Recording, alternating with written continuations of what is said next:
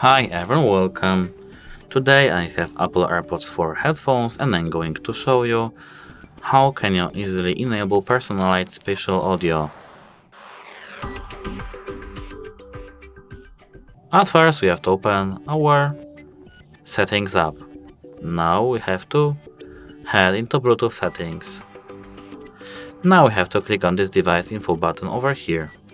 Now we have to scroll down a little and here we have personalized spatial audio. We have to click on it.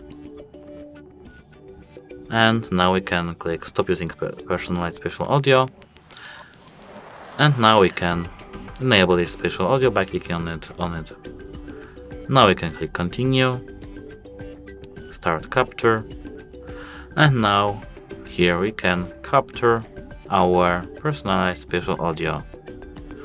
What it does is personalizing audio for us based on our facial gestures and face.